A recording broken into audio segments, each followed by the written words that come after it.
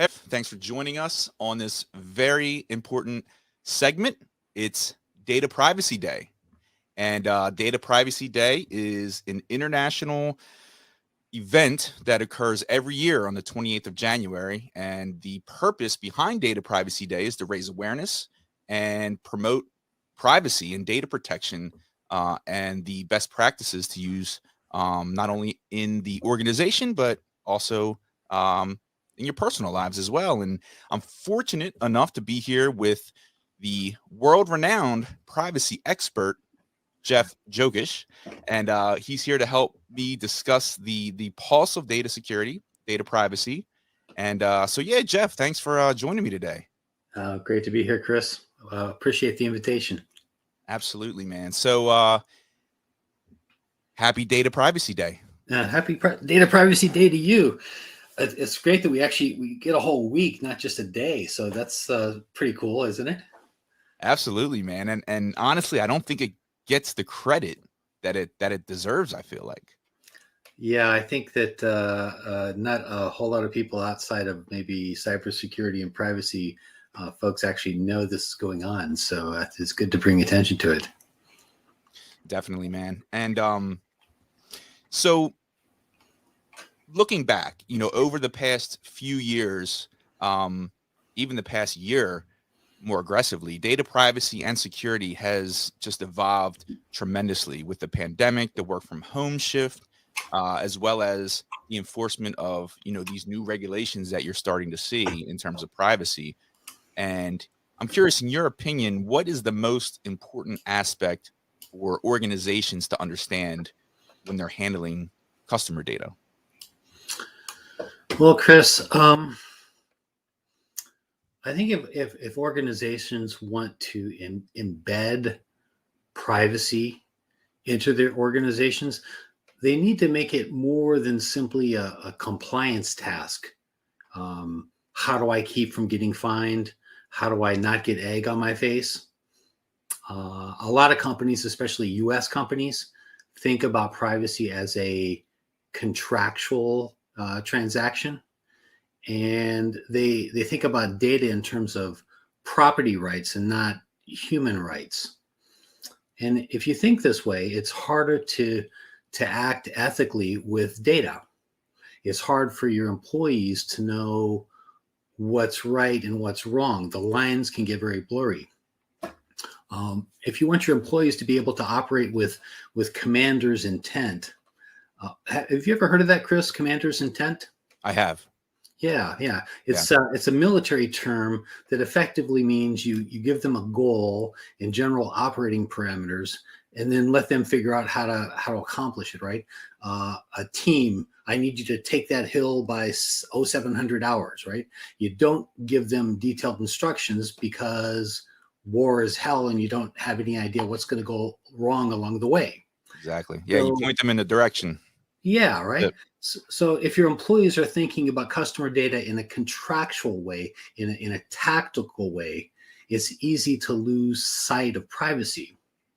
If, however, you get them thinking about privacy as a basic right, there's a paradigm shift. And privacy is a human right. You're not going to lose that data or abuse that data, right? It's much more likely you're going to take care of it.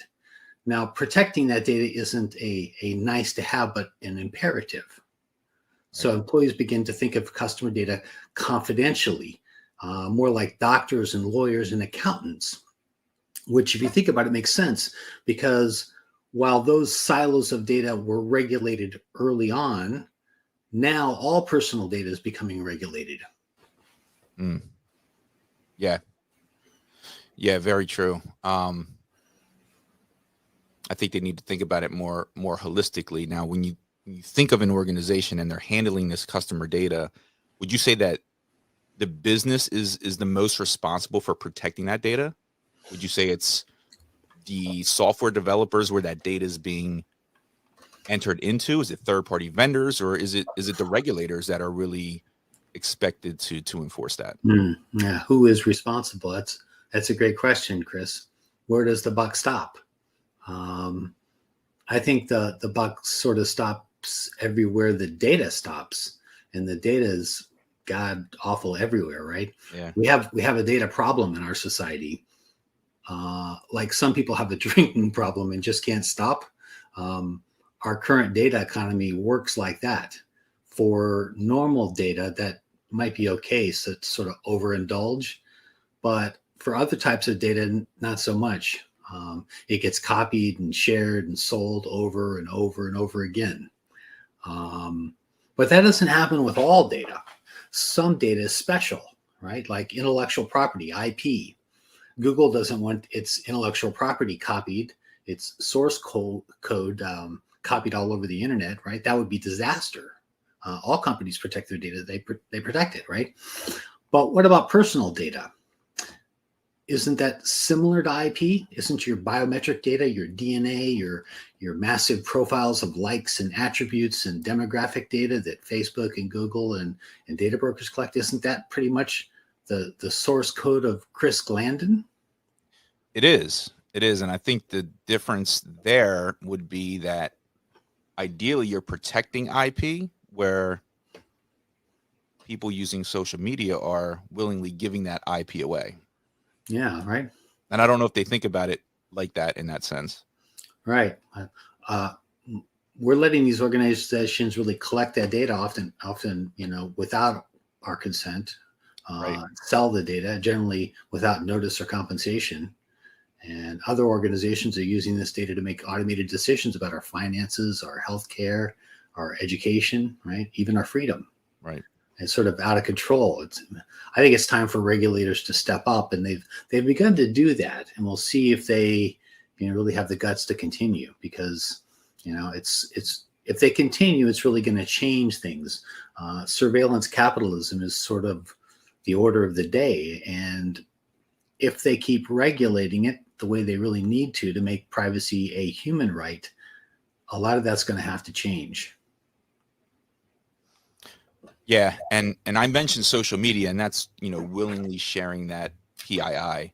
But then you also brought up a great point where you have organizations that are essentially siphoning that PII from you, right? Where you don't know that it's happening, or they make it so inconspicuous where you would not even suspect it. Right. And that's where the real danger is, some because of it's then overt, you're not some of even it's covert. right. So speaking of social media and also, siphoning of data, what are your thoughts on Metaverse? I'm curious to get your take on that, and I know that's a loaded question. Metaverse, other emerging concepts. What are some red flags or immediate concerns that you have in regards to Metaverse? Well, when I think about the Metaverse, people using the internet never really knew they were using Web 1.0 or Web 2.0. They're not going to know when it becomes Web 3.0 or the Metaverse. Those are just really labels and probably ill-defined bundles of tech, right? But the web is changing. There are many good new technologies, privacy-enhancing technologies, but also a lot of new invasive tracking technologies. And there's going to be a fight, definitely, for ownership of this metaverse, but likely not in the way people think. It's not going to be, Google fighting Facebook for ownership of the metaverse. I don't think. There are probably four big factors that are sort of going to influence how the metaverse sort of ends up. And I think those are probably identity standards, regulation of advertising and AI and competition, so sort of regulation overall, innovation, and then the existing network effect. If you look at identity standards, right, that's one that most people don't really think about. But right now in the web, right, you're not a member or a citizen of the web's digital world. You're a client stuck in somebody else's server, right? That's a good way to think about it. Yeah. So what happens though when everything changes, right? Hopefully it changes, right? If we can own our own identity and if we can control our own data, right? we become citizens now rather than just clients on somebody else's server. That really changes the whole equation. And if that happens, we can really change the model of how the internet works, how the metaverse works. When we put this whole client server architecture together for the internet, it was never designed for us to be able to have these kinds of interactions, and that's why we're set at such a disadvantage. That's why they're leaving cookies all over our machines to be able to track us, because it was never really designed to have a synchronous, a transaction. It was all asynchronous transactions the way the internet was set up. So I think the metaverse is going to evolve sort of slowly over time. And it's not going to be, just like one company comes up and builds the metaverse. It's going to be this jumble and slowly evolving behemoth. But what we really have to do is we have to make sure that we come out of with us owning our identity, and probably it's going to require some regulation to get us there, regulation over advertising and AI and competition. And there's probably a lot of good stuff coming out of, innovation, blockchain and other competitors like Roblox. I think they're going to make some big impacts. Yeah, that's a great perspective. I mean, typically my mind goes straight to negativity when I hear metaverse, and just to hear that other side of it, and, thinking about if it's architected properly, if it evolves properly, if the right regulations are in place, it could be a positive. Yeah, I think that there's a lot of hope. Certainly there's got a lot of the forces of evil are going to try to own everything, right? But I think that there's a lot going for the new models. Some of the new technology is pretty special. And I think once we can gain control of our identity, it's really going to be a change that affects everything else. Yeah, that makes so sense. That's the take that I'm hoping really happens and changes the whole model. No, I like it. I'm shifting my perspective to be more aligned with yours. So more positivity. So then for the regular folks out there listening that use Facebook, or they're dabbling in the metaverse, and they're concerned about their own data privacy, maybe articles they've read online, they're becoming a little bit more self-conscious about their own privacy. What are some easy steps that your everyday user can do to protect themselves and their data? Yeah, so I've got a few, but let me hit you with one truth first. Okay. And that is, everyone should realize that their data is probably already breached. I mean, there's so many breaches that have happened now. Chances are most of your data and your passwords are already out there. Companies own your data, and probably hackers have a pretty good profile on you too. So you should just assume that most of your data is compromised. And you have to act with that sort of a mentality rather than trying to say, oh, I need to protect all my information. Assume that everybody has your social security number. They probably do. Yeah. Rather than prevent, assume it's already happened. Yeah, exactly. And so what you should be doing is stop screwing around with short passwords. Use as long a password as you can whenever you can. And that probably means you're going to have to get a password manager, which I would recommend. But you need to have better passwords than you have. That's number one. Number two is put on two-factor authentication if you can, especially for your bank accounts and your email, your primary email, because that's where most hackers go, is your email. Number three is sort of an unusual one, right? Go out and buy a cheap Chromebook. Spend $100. Just buy a cheap Chromebook and use that exclusively for your banking and your healthcare accounts. Don't put any email on it. Just use banking and healthcare. Log into your bank, log into your doctor, and use that just for those accounts. Nothing else, right? So that you can't be compromised on that particular computer for your banking and your healthcare. Interesting. Yep. And then the fourth thing is visit the 3 major credit bureaus and freeze your credit. Okay. You can unfreeze it whenever you want. It takes like 30 seconds to unfreeze it. So Interesting. Okay. unless you're like buying a car or buying a house, you don't need to have your credit unfrozen. It just makes you protected all around, right? So somebody who's got your identity or tries to take out a loan or something, you're protected. That's great advice. That's Yeah. great advice. And you're right. It doesn't take long at all to do that. So if it's going to do nothing but add another layer of protection, there's really no need not to do Yeah. that. And you can do one or all four of those things, but every one of them is going to help you. Awesome. No, great advice. Thank you for that. All right. So this year, let's say tomorrow, what is the most critical issue that organizations should address in regards to data privacy? Is it taking a look at their users? Is it taking a look at their data? I guess what is the biggest threat that organizations should address tomorrow?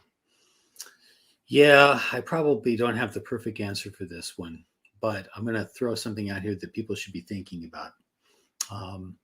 For me, it's going to be artificial intelligence. And I'm probably a little bit ahead of the curve here. Well, you have to be ahead of the curve in this industry, right? Yeah, you do, I think, right? But even if AI regulation passes this year with the EU AI Act, it's not going to come into effect quickly. But regulators are talking about this now, and AI is getting into everything. I mean, every business probably has AI systems of some sort or automated systems, and so they need to be thinking about it, right? If they're not making them themselves, they're buying automated AI systems. So they need to be thinking about what this is, right? And those systems are going to be regulated. And make no mistake, it's going to be a big battleground. Most AI systems affect humans and many process human data. This can be really good on an industrial scale for increases in productivity and really good things, right? Or it can cause harm, and that harm can also be on an industrial scale when there are, biases or problems with the data. What we really need is a way to audit these AI systems to make sure that they're good for people, right? For humanity. And that's why I'm a member of a nonprofit called For Humanity that's run by a guy, Ryan Carrier, who is really an awesome dude. You should meet if you haven't met him. I think the organization now has over 800 members, and they're developing a system to certify professionals in the independent audit of AI systems, just like certified public accountants audit financial systems. They're developing a system that essentially allows independent auditors to go in, audit an AI system and say, yeah, this AI system is good and it meets all these criteria and it's good to go, right? So I think it's a brilliant idea, and I'm probably going to be one of the first in the group to get certified to do that. Nice. I think it's really amazing. That is amazing, and that's an awesome organization as well. And I believe I have connected with him online, and he shares some awesome posts on LinkedIn, as do you. So your knowledge, I found in the data privacy realm is really unmatched, Jeff. And I encourage everyone that is listening or watching this segment here to follow Jeff on LinkedIn. I mean, he has such great, awesome content.